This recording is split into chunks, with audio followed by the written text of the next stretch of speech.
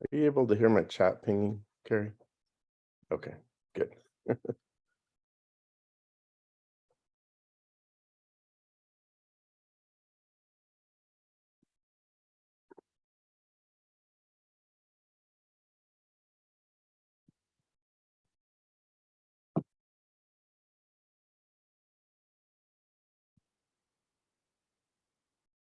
Okay. All right, we're going to go ahead and get started. And again, this is about you've gone one-to-one with Chromebooks, now what? So it's just going to share some strategies and tips for um, having a successful one-to-one learning environment at your school. Can you go to the next slide, Carrie? So there's a sign in. I will put this in the chat for you. And the slides are also linked in there. So you can scan that with your phone if you have your phone handy, and that makes or you can just use that link in the chat.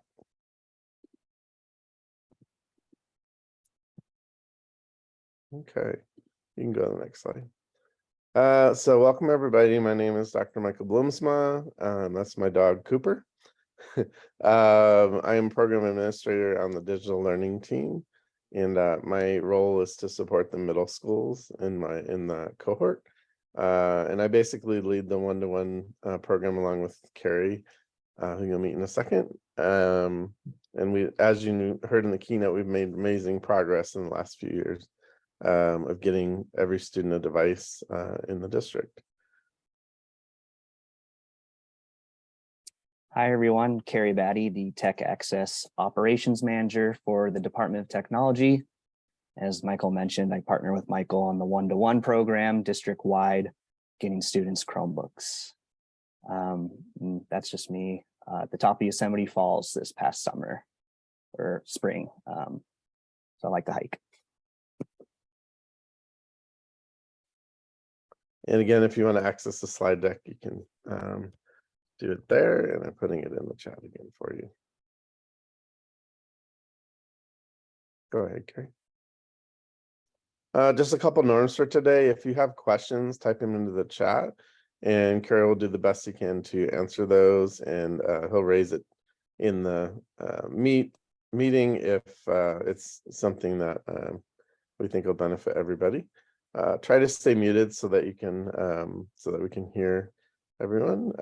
And there's a lot of information on the slide deck today, and I won't be able to cover it all like by explaining everything, but take what you can today, and you can come back for more later. All these Zoom sessions today will be recorded and shared in a follow-up email, so you can go back to it at any time.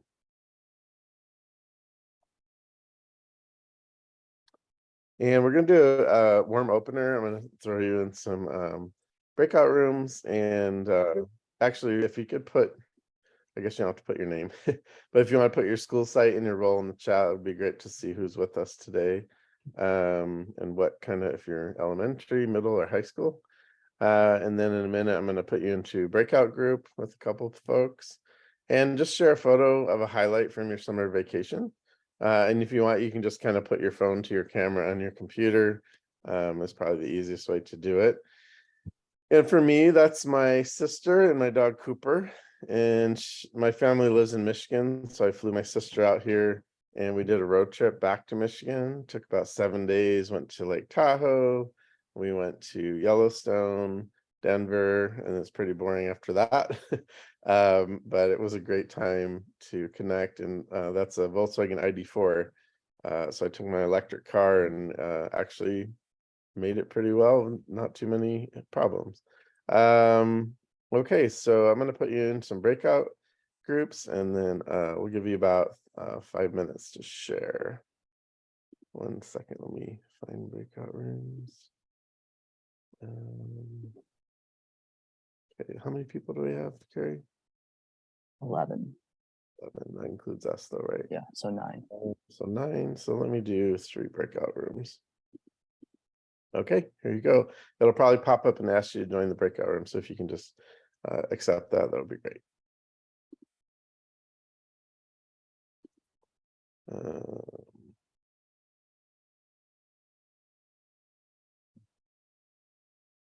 Sorry, I'm setting some timers.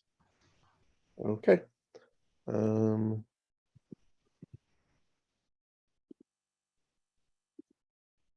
right, here we go.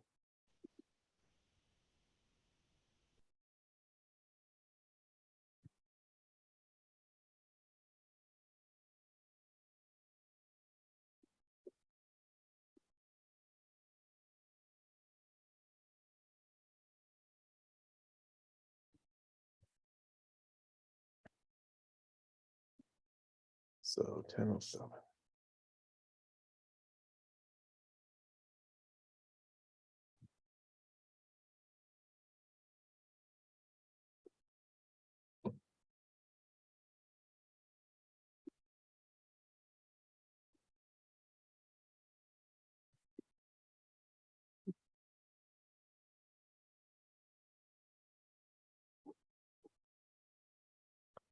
David, there you go.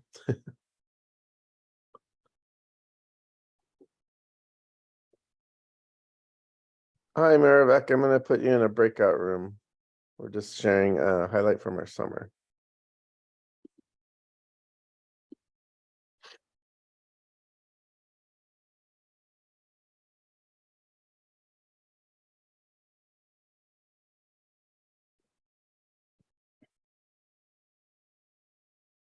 I'm glad we got a decent amount of people.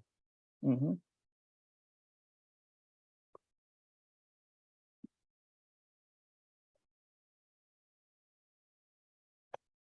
I finished this at 7. Yeah. Oh, Marivek. Goodbye.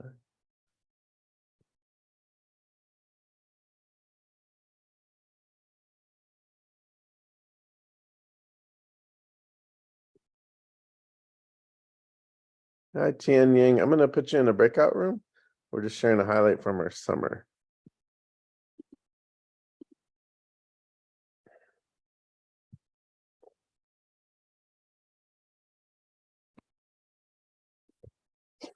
I have it on the agenda slide for when they come back.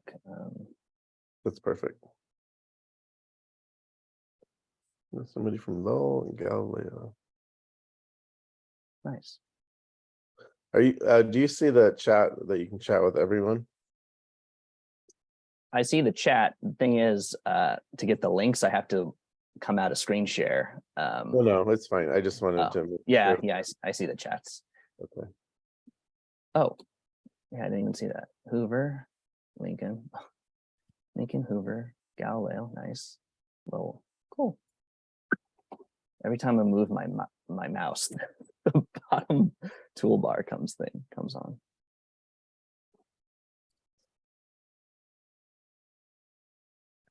All right, should we call him back? We got about 3 more minutes. I was going to give him 5 minutes.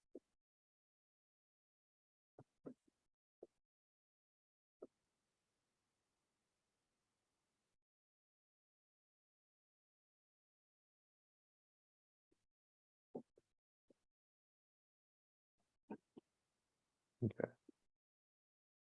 8 more minutes.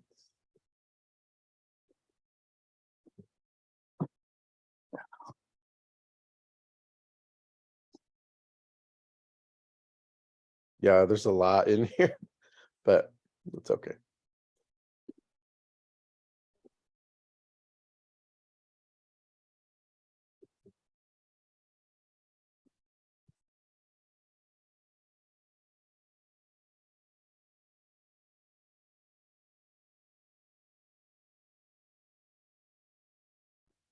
Okay, well, welcome back, everyone. If you didn't get a chance to put your name, school, and role in the chat, we would love to see. It looks like we got some folks from high school, middle school.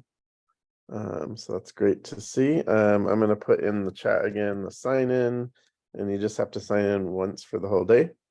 Access to the slides, and then the parking lot is if you have kind of specific questions that you want me to follow up with you afterwards, please put that in the parking lot and we'll be happy to follow up with you. All right. So as you can see from the agenda, it's a lot of information, but basically I wanted to provide as much as I could that I've learned over about the last 8 years now. of running our one-to-one programs. So I'm going to go ahead and get started. And Carrie, if you can go ahead and go to the next slide. So today we're going to talk about kind of the best practices for one-to-one learning environments. A lot of you this year have just gone one-to-one. Some of you may have, like Hoover is kind of a pioneer. They've been one-to-one since about 2015-16 school year. So I'm going to talk about some of the device management support, strategies and resources for one-to-ones, how you can lay the groundwork to support teachers with integrating the use of technology. We have some great new getting started guides for K through 5, and we're working on that for middle and high school for secondary, and that will probably be ready later this year. And some tools for assessing the use of technology in the classroom. So a quick overview of our one-to-one programs and the progress. So like our CTO mentioned, we believe that technology enables access and opportunity to help engage students, empower them, provide access to rich and multimodal ways of learning, and to help close some of the gaps in our education. And it also aligns really well with our district goal of providing one-to-one technology enables all students in the district to access resources they need to become college and career ready. And just to share a timeline, some of you may not realize that we've actually been going one-to-one for a while. In 2015, we started with 3 middle schools, Denman, Hoover, Roosevelt, with our Verizon one-to-one learning program, which served about, well, and then we added 4 more schools in 2020, but so a total of 7 pilot schools and about 5,000 students with devices. And then over the last year or two, in 22, 23, well, sorry, 21, 22, and 22, 23, we went from about 42 students in 4th through 12th having their own one-to-one device that they can take back and forth to school to 75% as of right now, which is approximately 25,000 students. So kudos to Carrie and I. It's been a huge lift, but we're really happy we're able to. And we also started to integrate take-home programs and in classroom one-to-one. So in grades K through 3, it's the model is one-to-one classroom with carts in the classroom, and we've got about 75% of the middle schools that have devices and have started to model the one-to-one. Part of the goal in 4th and 5th graders beginning with that is to help them transition towards middle and high school, where the expectation will be to bring their device back and forth to school like a textbook.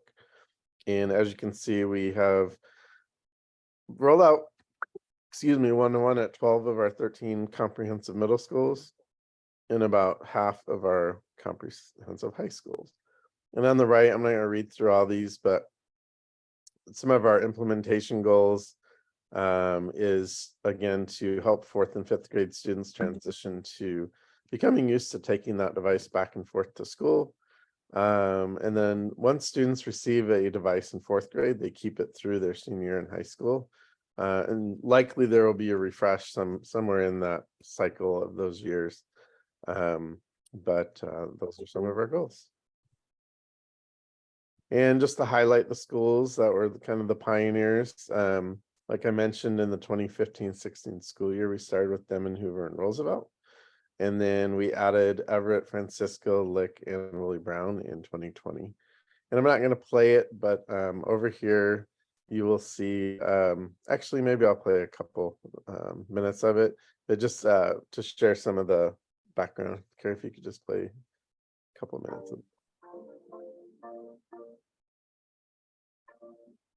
You can turn up the volume a little bit, that would be great. Is we didn't have any take home that year. We received the prize. Carrie, could you turn it up a little, or about 2,000 iPads, 3 of our medals, which allowed them to do a take home on the one program. And the idea is that would help to bridge the digital divide. between students and families who have access to online digital resources and those who don't. In families where they don't have a computer, or that kid having the one iPad at home helps that whole family. A parent can check their grades, they can get access to missing homework. When iPad came along, we were able to open doors for students to use this tool beyond a classroom. From here that we all like can share a doc and then we could all work on it at the same time, especially if we're doing like a work from home project. Sometimes I feel like I'm not challenged in math, so I learned something more advanced on Khan Academy.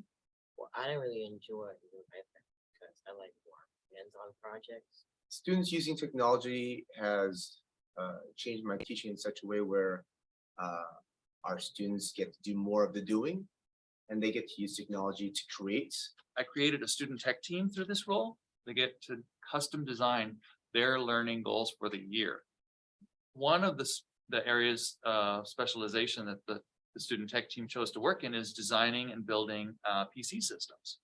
We have a green stage that we use to do all kinds of creative things, starting with the student tech team learning how to produce a video so that other classes can come in and do their own.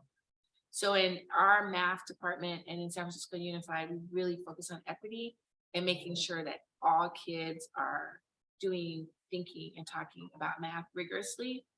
And a video is a good way to do that. It allows me to see different ways that they approach the problem and kind of see in the moment where people aren't understanding. And then you can say, oh, we got to stop class and go over this one or go over this one. The funnest project I ever did was the fifth period, where we had to record ourselves talking about a book we read. It was creative. We got to use our skill and talking. Yeah, you had to cooperate with your peers and kind of get a closer relationship.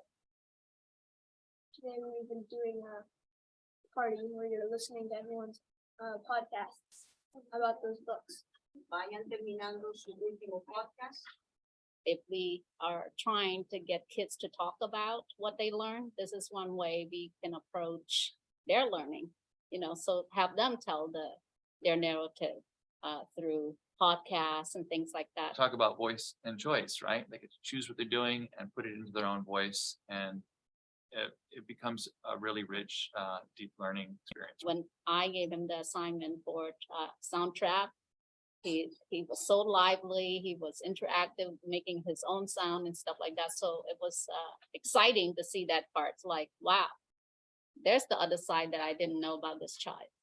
In my STEAM coding class, this particular student was categorized as a student with special needs, and I've had him for about 2 years, and he really wanted my STEAM coding class.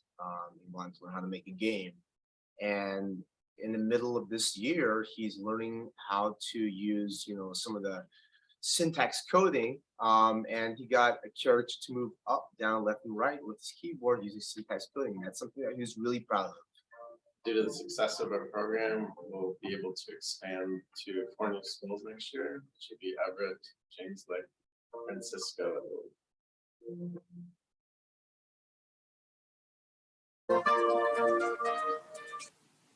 Okay.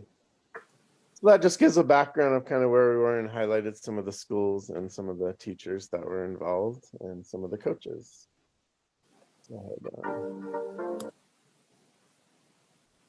So Carrie, do you want to speak to this slide? Yeah, sure. So I know you touched on this in a couple slides previously, but this is a good visual of where we've gone as a district. As you see at the end of school year 21-22, about just under 14,000 students with a one-to-one device. So that represented about 42%.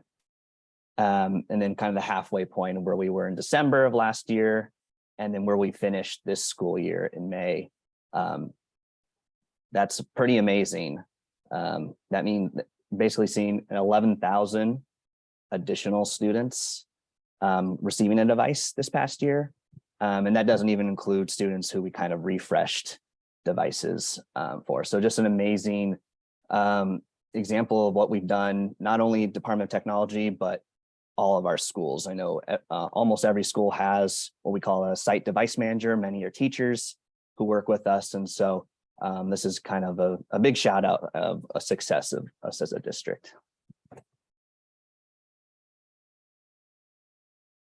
And this is just a breakdown by grade level of where we ended last year. So you see most of the middle schools, since we have that foundation in place, they have their devices, and then 4th and 5th grade about 75%. And working on the high schools, what we are working on too. But really a good highlight of a grade breakdown.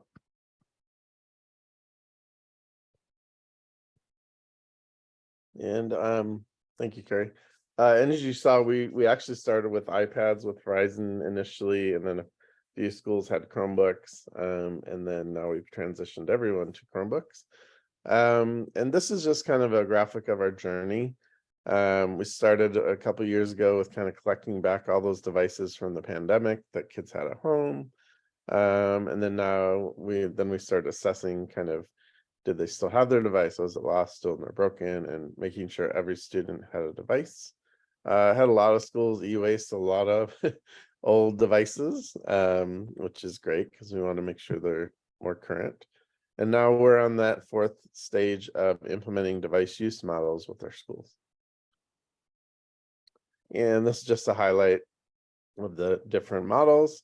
Like we mentioned in K3, students are kind of assigned a Chromebook for the year, and they use that in the classroom only, and they don't go home. And then grades 4th through 12th, the idea is to start to transition 4th and 5th graders to taking it home back and forth at least a few days a week, and then hopefully daily. And then 6 through 12, majority of our middle schools, about half, have been doing that since 2015. So it's kind of the norm for them. And then the other schools have come out in the last year or two, transitioning to that model. Okay, so we provided a document for how to get started at the beginning of the year, and then some of the device requirements and guidance. And also, can you next slide? Whoops, next slide. So we have 2 micro sessions later today that is going to cover all just the logistics of device management. We're not going to cover that in this session. And Carrie, can you go back? Sorry. That document, if you click on it, that will take you to a document that basically covers everything from the beginning of the school year for you. And so what are some of the supports that you can implement for your one-to-one program? Some of you may know that we have basically a digital learning partner from our department for every single cohort of schools. So if you click that link, that will take you to a document that will show you, like, if you're cohort 1, who is your person? I'm the middle school support cohort person. So that's my primary role, is to support middle schools. You may or may not know about a program we have in our district called the DLEAF program, or Digital Learning Facilitators. And they're like an extension of our Department of Technology team, and they help. It's a year-long program that you can get a stipend for if you're a certificated teacher. And basically, we try to help disseminate information from our programs out to the schools, and those folks act as leaders. So it's definitely somebody you can turn to at your school site, and you should turn to. And then we also have something called a site device manager. They handle more of the logistics of device management, and there's also a stipend for certificated teachers for that role. And as you heard, a lot of the schools created a student tech team, which I have to say was extremely pivotal, and like so awesome to see kids stepping up and taking leadership roles. And it really, especially in the beginning, it helped tremendously with getting devices out and supporting devices. So, because it is a lot for one person to manage the tech at a site, and having, a student tech team really helps with that. And then I have a link to a bunch of other resources from our department. And here's a photo of us. That's our digital learning team. And again, we partner with school sites to provide support. We do professional learning and coaching, and we help connect the school sites with our resources and tools. On the right, you'll see each person and what cohort they manage. If you don't know your cohort, that link 23-24 cohort partnerships tells you which cohort your school is in. And then we have our director of digital learning, Zareen, kind of leading the charge with us. And here's a slide about the D-Leaf program. I'm not going to read through it, but if you're interested, there's a link there, and your principal has to designate you as a D-Leaf for your school, and you can earn up to $2,500 in stipends.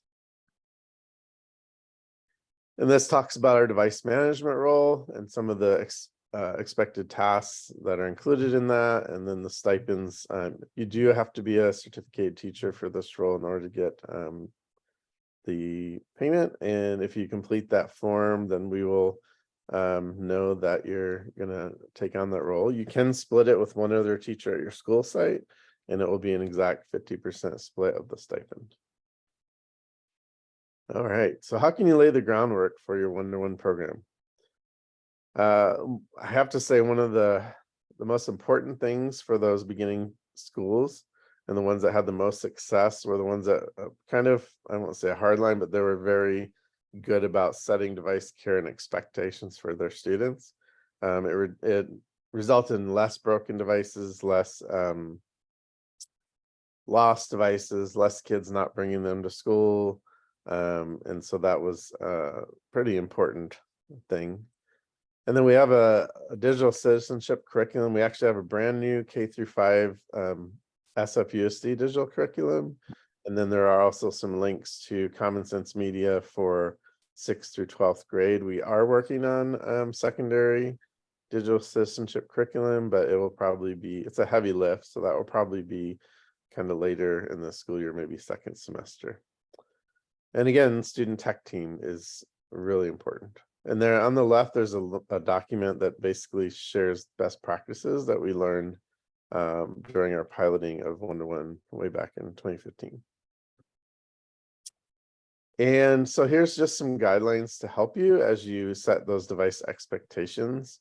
You know, it's really important, and it's really helpful if your principal is the one leading this charge and setting those expectations with students. And you kind of have to reinforce them, teachers in the classroom, the principal throughout the school year. And because some schools, it is a transition to have kids bringing them back and forth every day. It's also really important for the principal to kind of lay the groundwork with teachers as well, that they're integrating technology at least a few times a week. Because otherwise parents and students start to think, okay, well, why do I have this device? Why am I carrying it back and forth if we're not even using it at school? We do have a school home technology use agreement form that can be sent home. It's designed for 4th and 5th grades, but you're welcome to copy it and use it for any grade level. A lot of schools hosted parent nights to share those expectations, and a lot of them did like digital agency topics monthly, and those were very popular with parents. We had kind of a gasp in the room when we did one at Hoover, when we told parents that they should not allow students to have devices in their bedroom at night. And so it was like, oh, wow, I can do that. So it's just little things that really help. You can also create posters, and a lot of the schools actually integrated some of those device expectations into their kind of school-wide culture and rules, which I think was really, really helpful as well. And on the right, we have a slide deck for 4th and 5th grade. That is a lesson teachers can deliver to their students. And then we don't have one built out yet for secondary. That's kind of like a pre-packaged one, but we are working on that and hope to have it out within this first month of school. But I do have a link from one that James Lick Middle School did with their students that you're welcome to use as a resource or copy and kind of make it your own. Another really important component of one-to-one, and we actually, when we first started the program in 2015, all those schools before they got their devices were required to do, I believe it was 6 weeks of digital agency curriculum. And the most powerful model is not having one teacher in a computer lab do this with all students. It's actually much more powerful if classroom teachers are the ones doing the delivery of the lessons. And the schools that had the most success were the ones that did that. And you know, you might think, oh, that's not my job, but if you have devices now in your classroom, it's kind of everyone's responsibility to take ownership of that. So again, we have a brand new curriculum there that I linked that you can basically, it's a pre-made lesson. You just deliver, it's a 30-minute lesson. And we're going to be having monthly themes. I think the first one is My Digital Life. And a lot of work went into that. So, and then I also linked at the bottom, you can see for 6 through 12, we haven't developed that yet, but we have links to some really great curriculum from Common Sense Media. All right, there's the link to some of the digital, digital agency resources. And like I mentioned a couple of times now, creating a student tech team is one of the best things you can do to support students at your school. And some of the recommendations is to offer a student tech club that could be run during lunch, before or after school. A lot of the schools were able to, at middle school, have elective class. It was a dedicated class that students like interviewed for, and it allows students to kind of take a leadership role at the school. And some of them were able to actually have a classroom that was staffed by kind of a tech teacher and some students throughout the day who would cycle through to provide on-demand support. And a lot of them actually had a form at their school, or pretty much all of them, where teachers and students could just scan the QR code and submit a kind of a ticket, and then the tech team helped follow up with that. So there's some slides below that I'm going to show you that are examples of what some of the student tech teams did. And you saw Thad Austin from Hoover in the video, and he actually created a Google Classroom course you can take that walks you through how to set up a student tech team at your school site. So here's some of the examples. So, oops, you might have stopped the video there. Hoover had a class that created a lot of lessons for students on how to use devices, what, kind of guidelines of how to, what to do, what not to do, and those kind of things.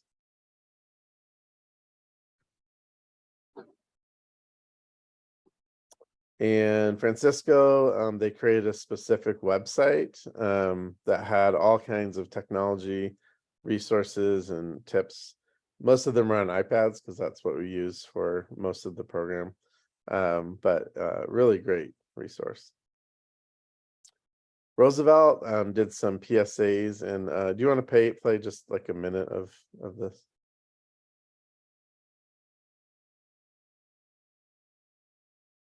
It's really powerful for them to hear from students. Hi there, Trojans. I'm Mr. Ng. I'm a teacher on special assignment. As you know, I'm here to help teachers and students with their iPads this year as they're trying to leverage technology.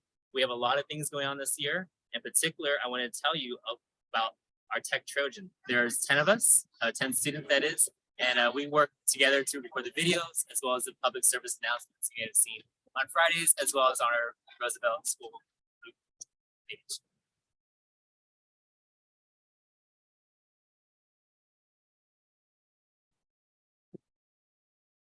Oop, I guess we lost the audio. That's okay. Yeah. You can watch it later. But yeah, one of the most powerful things they did is create those public service announcements on kids acting out, how to not, doing what they shouldn't do, and like sharing what they should Hi do. there, Trojans. I'm Mr. Ng.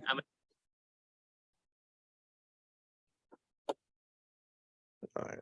And here's the Google Classroom course I mentioned that you can join. And I didn't get this in time.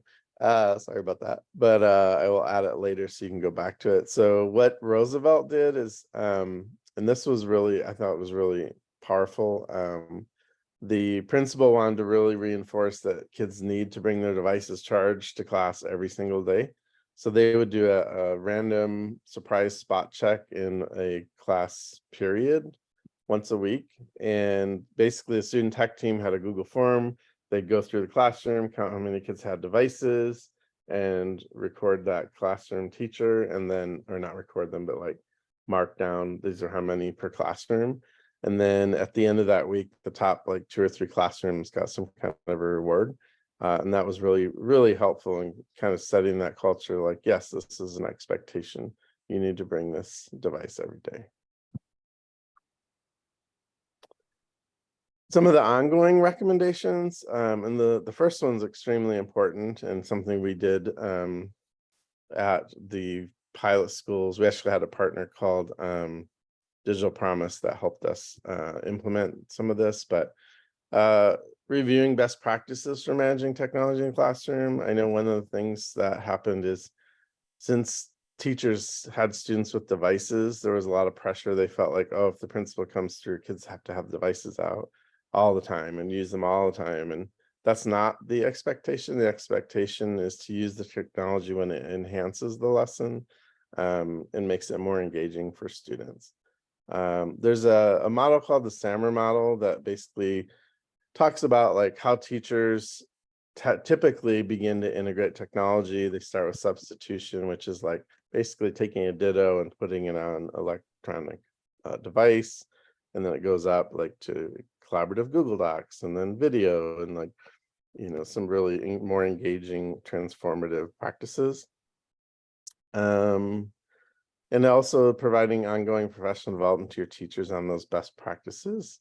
And we have a great team with a lot of experience. So if you know that your school needs to have some professional development or you need some support, just click that document, and then you can email your cohort partner and they will be happy to get that ball rolling. And we love to collaborate with sites and make it fit exactly for your school. Another powerful thing, I think, for the year 2 and 3 for the pilot schools is they actually recruited a group of teachers to kind of be a technology leadership team with staff. And they got a little more deeper dive with the professional development, and gradually they became kind of the ones that led a lot of the PD during staff development days. Your DLEAF and your site device management leads are really powerful or important to help with this as well. In a lot of the secondary schools, the most powerful model was to have department heads of each area as that leadership team, and that was really awesome to see. Built a lot of really good culture around leveraging technology in the classroom. Another thing that we really hope schools do, and I believe it's integrated into the health curriculum now, is to have teachers teach monthly lessons on digital citizenship. You can't just do it one and done. You gotta, as teachers, as a teacher, you know that you have to like reiterate these things to kids over and over before it becomes kind of part of their being. And like I said, those family technology nights, that's something our digital learning team can help coordinate as well. Those are really, really powerful. And you don't have to do them monthly, but it is good to do a couple of those to set that culture with your families. And this is what, so what happens when, this is the, in the beginning, a lot of teachers threw up some like barriers. Oh, they're not going to bring them, they're going to damage them, they're going to lose them. And yes, that is going to happen. But we found like less than 5% of students that would break their devices or lose them. So it's not as prevalent as you would think, especially if you're really good at laying those device care expectations at the beginning of the school year. So what some of the schools do is, if you have a student who consistently doesn't bring their device, or they break their device like 2 or 3 times, and you're like, okay, no, this student can't be responsible with this device, is they would do a day user system where they had some devices that students would check out beginning of the day, use for the school day, and turn back in at the end of the day. And our inventory system can be used with that kind of just like checking out a library book and checking it back in. Another way to help manage that is some of the schools had extra Chromebooks from the carts. A few years ago, that many of the middle schools got a lot of carts of Chromebooks. So some of the schools, or they'll buy extras and they'll put like 5 or 6 in the classroom so that teachers have that resource in case students don't bring theirs. But again, they'll become dependent on that if you're not really good about setting the expectation is like, no, you have your own device, you need to bring it. And then another thing that some of the schools did is put some charging stations in the classroom. So it could be like a power strip, it could be one of those like specific power stations. And that's important, but again, it becomes a crutch. So reminding teacher or students that no, that's like a, that's a last resort if you happen to forget, that you really need to set practice of like you get home, you plug in your device and charge it. And then when students damage or lose their device, it's really helpful for a school to develop a school-wide accountability plan. So what are the consequences for students when this happens? Does the counselor call the family and talk to them? Some of the schools have like a Google form training that the kids have to do to get their second device. I know a lot of schools would like to be able to charge fees to parents, and unfortunately our board will not allow us to charge students because they want to make sure that students all have access to devices. And that's where that school accountability program or plan comes in really handy. I Googled and found a couple examples for you. I think it's on the next slide, just so you can kind of see how to set those expectations. And then we have the slide deck from James Leck also.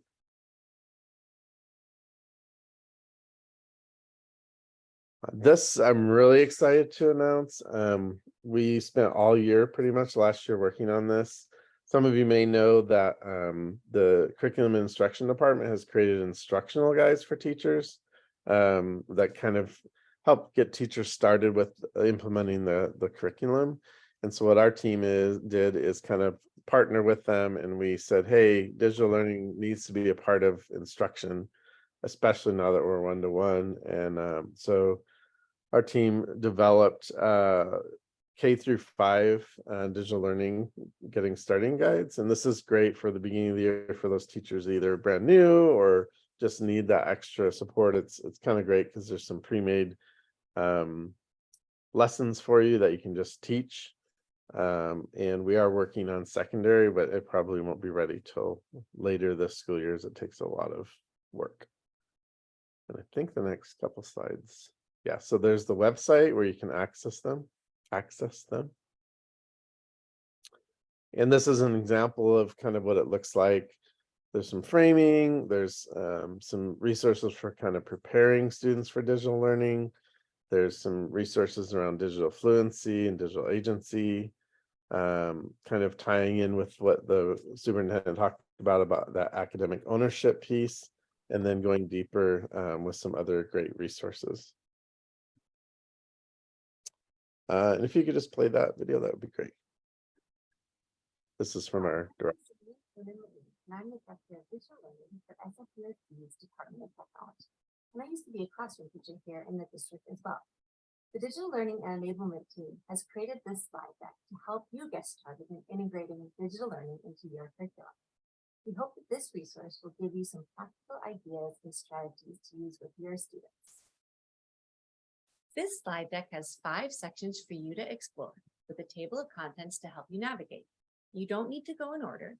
Choose the sections and resources that are most useful to you, and click on these links to skip ahead to each section. The 5 sections are: first, the framing. This is where we share what students will be doing with technology in this grade and some inspiring work from across the district.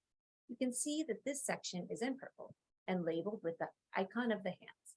You'll see this icon in color throughout the pages in this section. The next section is preparing for digital learning. This is where we share what apps are available and recommended, with links on how to use those tools. And this section is in blue with the clipboard icon. The next section is digital fluency. This is where we share the technology skills and routines recommended for this grade.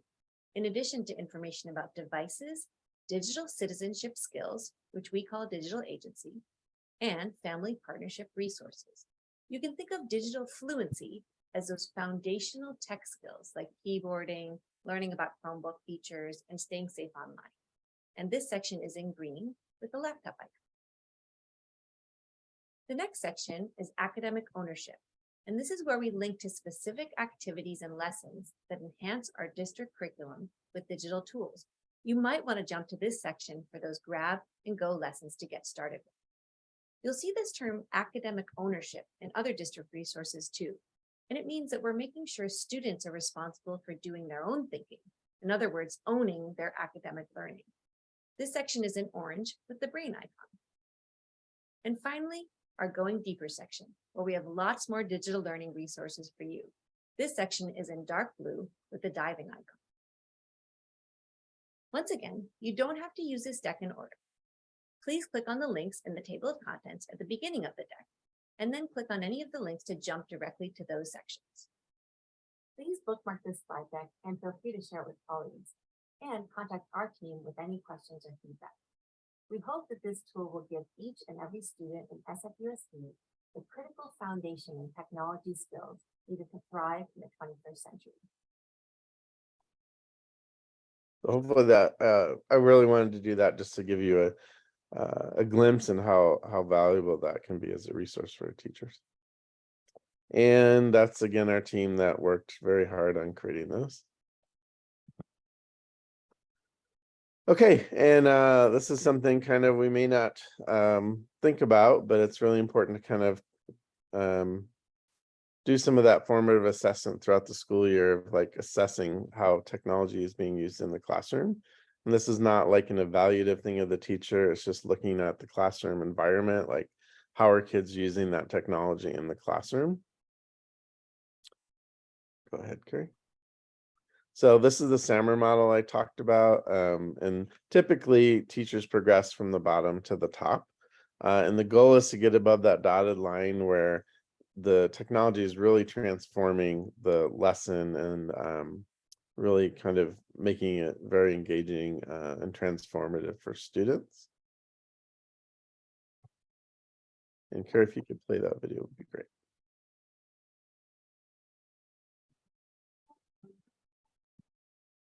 Every day, teachers are designing activities to target higher order thinking skills in order to engage students in rich learning experiences. But integrating technology adds a whole new layer to teaching and learning. How can technology transform your learning design? Dr. Ruben Puentedura developed the SAMR model as a way for teachers to evaluate how they are incorporating technology into their instructional practice. You can use SAMR to reflect upon how you are integrating technology into your classroom. Is it an act of substitution, augmentation, modification, or redefinition? Dr. Puentedura likens his model to moving up a ladder. The model includes a dotted line that represents the threshold where you shift from using technology to enhance learning to using it to transform learning. Transforming learning promotes higher order thinking skills, such as analyzing, evaluating, and creating, which are essential to Common Core state standards and 21st century learning. So, how can you teach above the line? Let's take a look at an example of a classroom task and how it evolves through the lens of SAMR. In substitution, technology acts as a direct tool substitute with no real functional change to the task. For example, take creative writing. What if you had students write a story using a word processing program? In this case, students are substituting a handwritten story for a typed story. The task is the same with no real change in student engagement.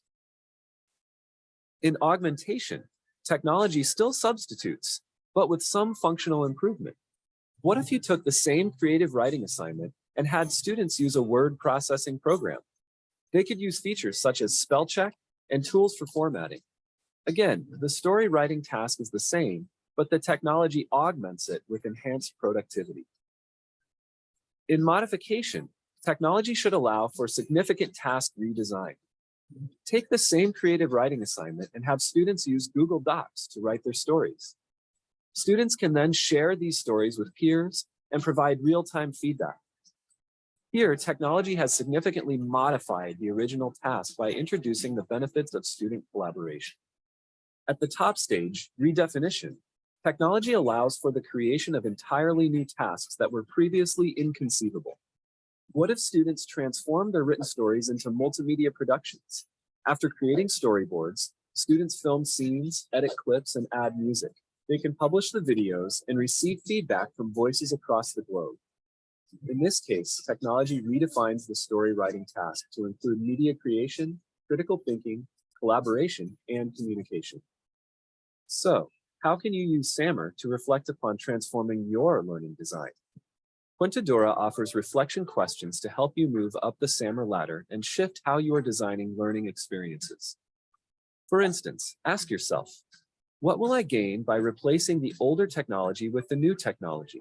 Have I added an improvement to the task process that could not be accomplished with the older technology at a fundamental level? Does this modification fundamentally depend upon the new technology? How is the new task uniquely made possible by the new technology?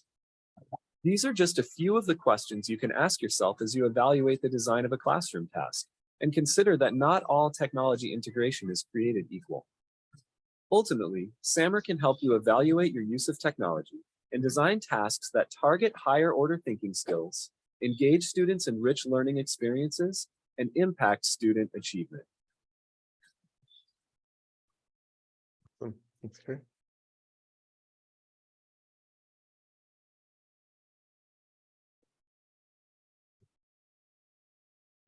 So one of the challenges with SAMR that we found, and this was something that a pedagogy we shared with all the one-to-one schools and the pilots at the beginning.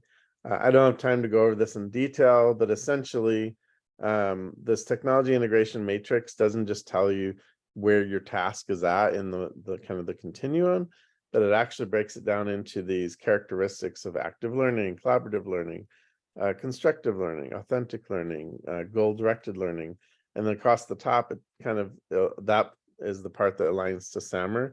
So it doesn't just tell you where you're at; it tells you where that lesson would be at, and what you need to do to get to the next step, and the next step, and the next step. And there's a link to that interactive tool online and a PDF. This is kind of how it aligns to SAMR. Those entry and adoption levels are at this kind of more substitution level. Augmentation is the adaptation. Infusion is more aligned to modification, and transformation is aligned to redefinition. And this basically aligns with something we call our digital learning scope and sequence in the district. So that's an example of that. And also aligns really well with our graduate profile and the International Society for Technology and Integration standards. And then I just wanted to highlight this. This is not in any way an endorsement of these tools, but this is something that the Verizon program provided for free for us. And it's actually pretty inexpensive for like your school to adopt this.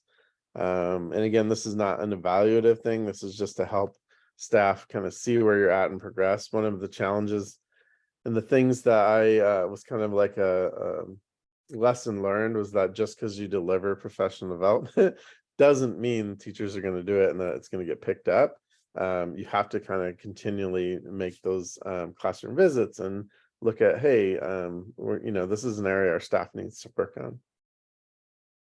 So there's kind of the pricing, and I'm not sure when I pulled it up, but it's that was what the fees were, and there's a link to the website. So as you can see, it's pretty inexpensive for the year. So they have several tools. There's a technology uses and perception survey that's kind of a baseline. So it'll give you an idea of where your staff is at with their own technology skills. There's something called the TIM-O, which is the main one we use, and this was used for classroom walkthroughs. It's an adaptive survey, and basically as you're observing interaction of students with technology in the classroom, you just kind of answer these questions, and then it gives you a really actionable tool for teachers to say, oh wow, this is what I did, I wonder how I can take it to the next level. And we actually were fortunate to have full-time digital learning coaches at each of those pilot schools, which was really helpful because then they would use this next tool, which is a coaching tool. So it uses that kind of observation, and then it helps that coach work one-on-one with them to kind of help them design lessons that take it up to the transformation level. And we don't have a whole lot of time for Q&A.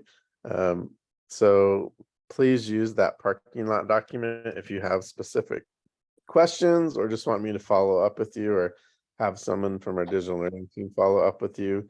If you have a quick question, you can put it in the chat, but we only have about 2 minutes left. Or if you want to unmute yourself, you can do that as well.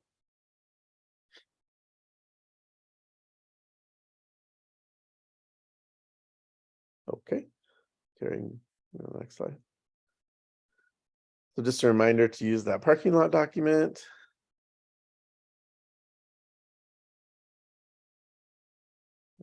And please do this feedback for me.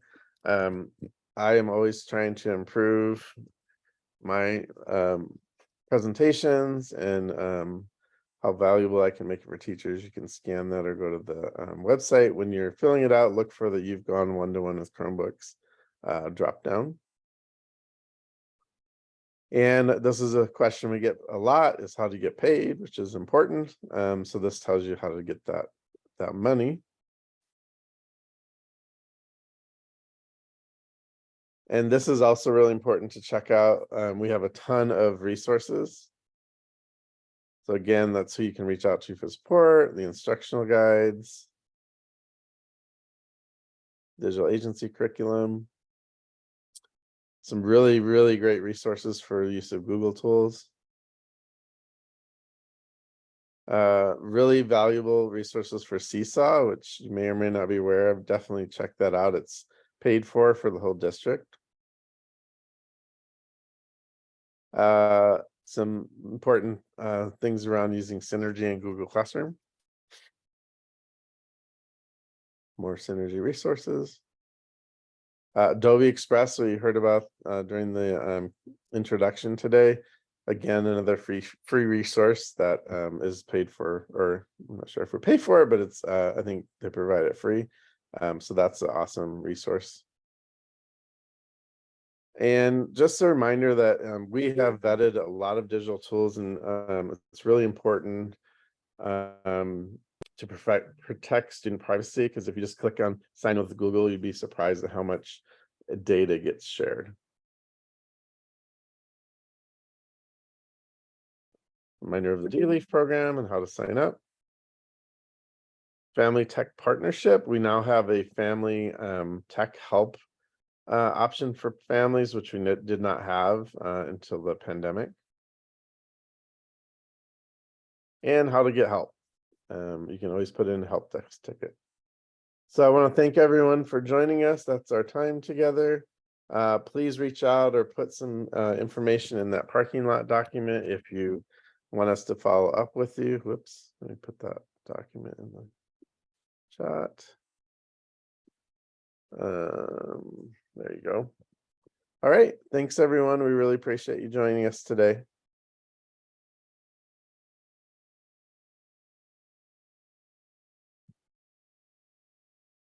And Carrie, I have to jump off to moderate for another presenter, so I'm going to stop the recording.